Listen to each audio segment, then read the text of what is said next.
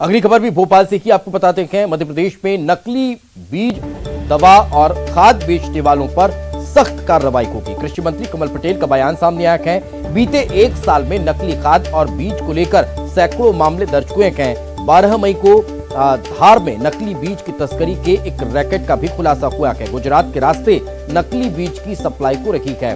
5 quintal कपास के अमानक बीज पकड़े गए हैं। गुजरात की 2 कंपनियों और उनसे बीज खरीदने वाले व्यापारियों के खिलाफ एफआईआर के निर्देश दिए गए हैं। नकली बीज सप्लाई करने वालों के खिलाफ रासुका के तहत कार्रवाई हो।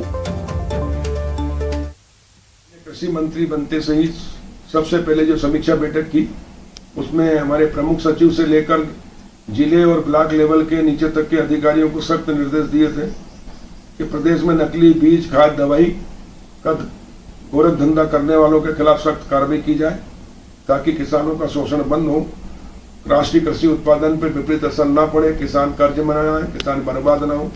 और इसलिए पिछले 1 वर्ष में हमने सैकड़ों अमानक खाद, बीज और दवाई वालों के खिलाफ कार्रवाई की है, लाइसेंस निरस्त किए हैं, एफआईआर कराई है, रासुका की भी कार्रवाई की नकली बीज वालों के खिलाफ। और अभी इस बार फिर बैठक में मैंने निर्देश दिए हैं और उसी का परिणाम है कि धार जिले के कुक्षी तहसील में गुजरात से बीटी काटन के नाम पर, 4G के नाम पर अमानक नकली बीज बेचा जा रहा था।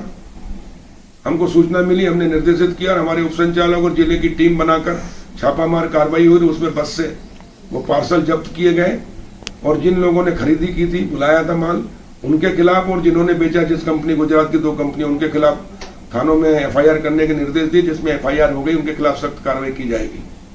मैं पुनः सभी अधिकारियों को निर्देशित कर रहा हूं और नकली खाद बीज, दवाई बेचने वालों को भी सचेत कर रहा हूं कि मध्य प्रदेश में नकली खाद बीज का धंधा, गोरख धंधा नहीं चलेगा। हम सख्त कार्रवाई करेंगे, एफआईआर भी कराएंगे और रासुका भी लगाएंगे ताकि हमारे किसानों का शोषण ना हो। और ज्यादा जानकारी के साथ हमारे सहयोगी अनुराग हमारे साथ जुड़े हुए हैं। अनुराग, लगातार कालाबाजारी करने वालों पर कार्रवाई हो रही है, इस तरह से नकली खाद बीज बेचने वालों के खिलाफ भी सख्ती देखने को मिल रही है, लेकिन क्या इस नेटवर्क को पूरी तरह से खत्म करने पर कोई विचार हो पा रहा है? बिल्कुल, देखिए, बीते कई महीनों से सरकार इस बात को लेकर लगातार दावा कर रही है कि नकली अमानक जो सामान है वो बेचने वालों के खिलाफ सख्त कार्रवाई की जाएगी और ऐसे माफियाओं के खिलाफ कार्रवाई के निर्देश भी मुख्यमंत्री की तरफ से दिए गए हैं। लेकिन इसके बावजूद चाहे नकली दवा का मामला हो, नकली इंजेक्शन का मामला हो और नकली खाद और बीज का मामला हो, ये मामले थमने का नाम नहीं ले रहे हैं। और अब धार में एक बड़ा मामला निकल कर आया जिसमें कपास के नकली बीज गुजरात से सप्लाई हुए हैं और इनको किसानों को बांटा भी गया है, जिसमें किसानों की फसलों को नुकसान पहुंचा है। हालांकि सरकार एक बार फिर इस बात को लेकर भरोसा दिला रही है कि अफसरों को इस बात के निर्देश दिए गए हैं कि नकली बीज, खाद बेचने वालों के खिलाफ सख्त कार्रवाई हो और ऐसे लोगों के खिलाफ रासुका के तहत भी कार्रवाई की जाए।